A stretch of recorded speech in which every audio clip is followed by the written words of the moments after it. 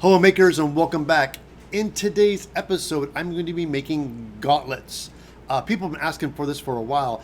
I did a costume at BlizzCon. I was Mongo the Mutilator, this big red demon character I built for myself. And I bashed these gloves out and I made them. And I won't lie, I made them very quickly out of 2mm foam.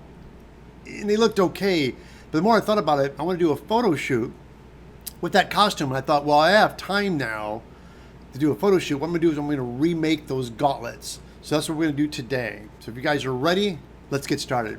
I already made my templates. This is the top hand plate. Gonna lay on top. This is going to be the back of the knuckle, the finger cover here. And then this is going to be the front. Now you can see I'm not breaking this into threes. I'm going to do this into two. We're going to make this out of 6mm foam. I got some black 6mm foam. And trace out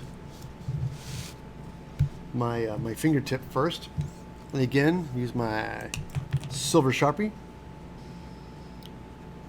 Now what I like to do is I like to fold this in half to get my center line.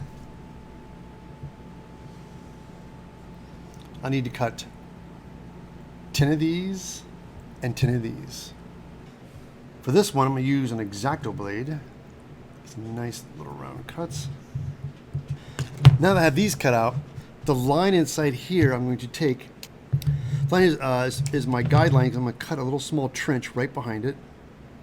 Very carefully. Don't want to go too deep. Go to the other side. Very carefully.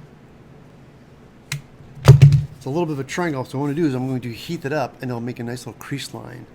I want to get that little, have that edge. I'm going to do a little bit sharp. All right, the top hand plates have been cut out. We got the fingers cut out. Our next step is we're going to take the rotary tool and I'm going to round off all the edges. I want to taper them down a little bit. I'm going to do it on these guys, the knuckles, and the hand plates. And of course, it's going to involve a lot of dust. So you definitely want to have your mask right here. And I have a downdraft table, and there's a great video. I'll have a link for it below the video and how I went about making it because my friend, I likes to make stuff, made a great video on that. Okay, let's start grinding. There you go. This is a downdraft table. This is a metal, of course, looks a little upside down for you guys. I have a vacuum, a dust collector.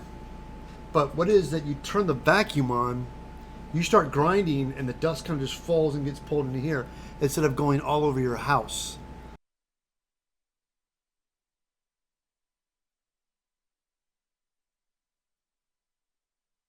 Okay, there are the hand plates, the fingers are done. The next step, what I want to do is, this is going to be armored hands. I want a little bit of banging up damage to them. So what I like to do is take this wonderful stone, this is the rounded stone bit here. This is awesome for making battle damage. It's a great technique, so I'm going to go ahead and do that to the rest of the parts right here. All right, our next step is going to heat seal the foam. Now, I'm going to kill two birds with one stone. I'm going to heat seal it, but I'm also going to shape it because this is really dense EVA foam. As a matter of fact, this is TNT Cosplay supply foam. One thing I like about that foam, it's really dense. It takes the heat and holds its shape well because it's dense. So I'm going to go and heat this up like so. And see while it's hot, you can curl it, shape it. That'll drop on my hand like this. Looking so good. So now go ahead, let's go ahead and heat seal the rest.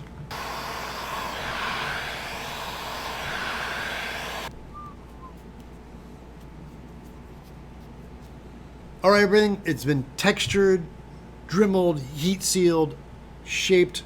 These look awesome. Our next step will be to coat these with creature cast. And what I'm gonna do is I cut a bunch of little strips of foam, cheap EVA floor mat foam strips, and I'm going to take some hot glue, and I'm just going to cut little triangles and glue each finger onto a post, so I'll be able to coat creature cast, and then glue them down a post, and then paint them all at the same time. At least that's my plan. So that's what we're going to do next. So I can put a little hot glue on it, not a lot, just a little, and I'm going to stick that right dead center of my knuckle. And now for creature cast, this is the again, non-latex neoprene rubber. This is the semi-rigid. I like this stuff because it's flexible, but it's got a rigidity to it. I like it a lot. So you shake it up, get your cup and your chip brush. And now what I do is I like to start with the bottom of this piece. So I can brush it in here. Make sure I get all the sides. What makes Creature Cast so great too is that it's so thin that it soaks in a little bit on the foam and it really bites. Sometimes people want to prep things and put glue on it, and just with Creature Cast, it just really soaks in. Now that you coated all these, the next step is we're going to glue them down. So I have a piece of scrap foam, like so. Now that it's secured, it's great. When you do two things, it's going to dry like this, and once it dries, leave it on your base because it makes it a lot easier to go back and paint it. We're going to paint this with the Rust-Oleum 2X. This stuff is great. It's what I used on the whole costume. So we're going to go and paint these next. All right, there they are. Let these guys dry for at least 8 hours, so now they are ready to be taken off the base. Pull it off, and then reach underneath, and that's where you just reach in with your fingertips, like this, and get down, just pinch it out. Perfect. They're all ready to go. They're done, completed. I'm going to paint them, but I would rather have them painted and age them while they're on the gloves. So I went out and got some gardening gloves. These are great. I like the little bit of fabric on the top. I think the glue's really going to stick to it. And if anything else shows, I can just go back in and touch up with some black paint. I'm going to do something a little crazy here.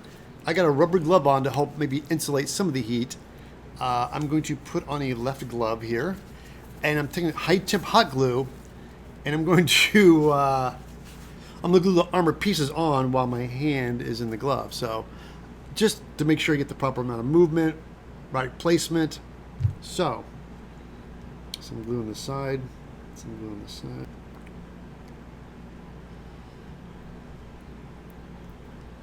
I can feel it, but it's not burning as bad. These are starting to come together. I'm really happy with these. Woo. I've come to realize that this fabric is going to show to a degree, so I know I'm going to glue these guys about here, because I know that I'm going to glue these guys down, probably on the sides. So from this knuckle up, we'll do Creature Cast. Do that.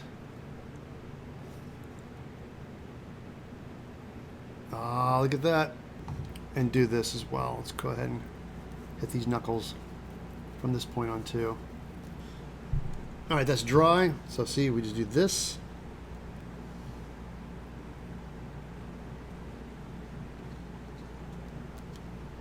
Ow, burn it. Oh, woo, ouch, ouch, ouch, ouch, ouch, ouch, burning. More hot glue here.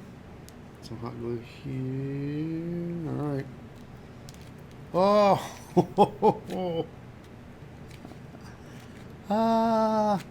hey kids, don't do this. Well guys, it's the moment of truth. I'm going to slide this glove off. I always found when you're taking gloves off, especially cosplay gloves you made with foam, try to grab the fabric parts and pull. Don't grab your foam parts out of fear of pulling them off. Just kind of grab from the glove. Pull from the glove. Okay, now that my hand is not in there, I'm going to run a little bit of extra bead of super hot glue right there. And I can press it down. Yeah, we'll let that cool, and I will do the other side here as well. There they are. They're securely glued on. My next step is I'm going to age them. I got some brown. This is my Nova. I love Nova acrylics. This is the raw umber. And I'm going to add a little black to that. And a little distilled water. And I mean very little. A little splash.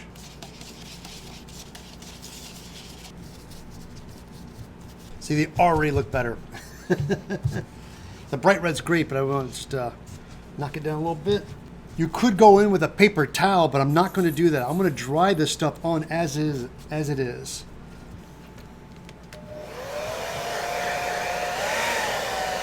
All right, now the acrylic paint is dry.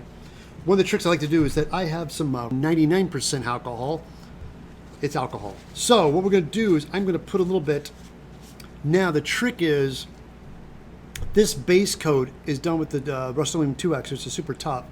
It takes time to dry, so you can remove some of your acrylic paint by using alcohol.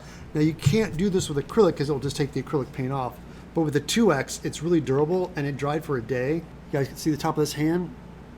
And then take the alcohol, here you go.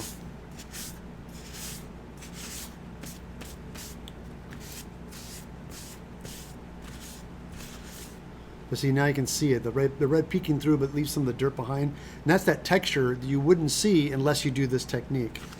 These look great.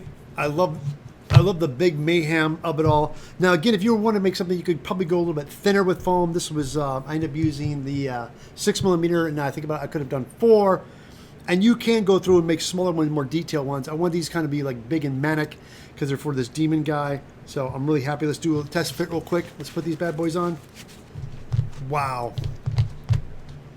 They turned out great. I love them. Nice. There they are, the foam gauntlets. This was a blast to make. I want to thank everybody. If you're watching this video was done from my live streams I do on twitch.tv/EvilTedSmith every Monday and Tuesday from 9 to 11 a.m. Pacific Standard Time. If this is your first time watching my videos, don't forget to subscribe. And everything I used in this build are links below. And if you guys really want to help, go to my website, eviltedsmith.com, where you can get numerous patterns. And while you're at it, you can do some shopping through your Amazon link. Shop through my link helps me keep making videos. Guys, thank you so much for watching, and I'll catch you back next time right here on Evil Ted Live.